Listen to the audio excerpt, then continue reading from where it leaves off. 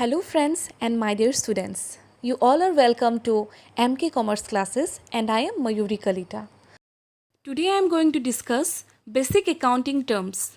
So as a student of commerce, it is very important to know the basic accounting terms. अगर ये सब accounting terms आपको अभी नहीं पता, then it will be very difficult for you all to do accounting treatment. First term I am going to discuss is proprietor.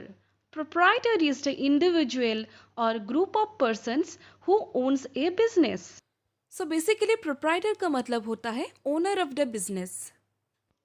If the business is owned by only one person, such business is called sole proprietorship business and the owner is called sole proprietor. और sole proprietorship में owner ही वो proprietor होता है और owner ही जो भी business में profit and loss होता है वो owner ही उसको bear करता है. अगर profit भी हुआ तो भी owner का है, अगर loss भी हुआ वो भी owner ही bear करेगा.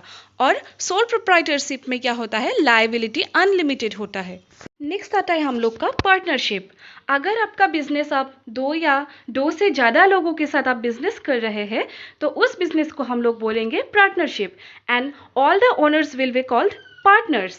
और यहाँ पे क्या होता है, जितना भी बिजनेस में प्रॉफिट या लॉस होता है वो अकॉर्डिंग टू पार्टनरशिप डीड वो लोग बांट लेते हैं. अगर प्रॉफिट भी हुआ according to partnership deed agreement के हिसाब से वो लोग बांटेंगे, या लॉस भी हुआ according to partnership deed they will bear all the losses.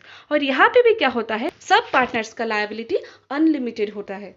Company form of business में ये होता है कि जितना भी मेंबर्स हो या ओनर्स हो उन सबको हम लोग शेयर होल्डर्स बोलते हैं.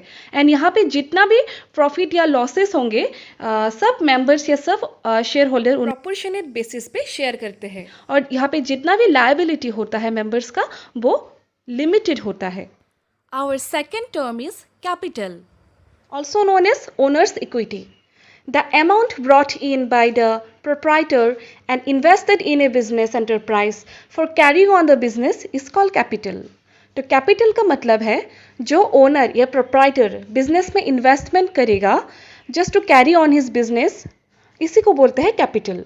मतलब owner अपना pocket से जो पैसा लाएगा business में डालेगा पैसा उसका business शुरू करने के लिए या उसका बिजनेस का फंक्शंस रन होने के लिए जो पैसा वो इन्वेस्टमेंट करेगा बिजनेस में उसी को हम लोग कैपिटल बोलते हैं. कैपिटल हम लोग दो तरह से बिजनेस में इन्वेस्ट कर सकते हैं. एक है डायरेक्ट मनी, डायरेक्ट कैश दे के बिजनेस में इन्वेस्टमेंट कर सकते हैं, या हम लोग एसेट्स के फॉर्म में भी बिजनेस में इन्वेस्ट कर सकते हैं. बिजनेस में हम जब भी एसेट्स या कैश हम इन्वेस्टमेंट करते हैं बिजनेस का तो एसेट्स बढ़ जाता है, सिमिलरली बिजनेस का लायबिलिटी भी बढ़ जाता है और उसको हम बोलते हैं internal liability. I will discuss it in the next topic. Next class में इसके बारे में मैं डिस्कस करूंगी. आई होप सो आप सबको ये दोनों टर्म समझ में आ गया होगा.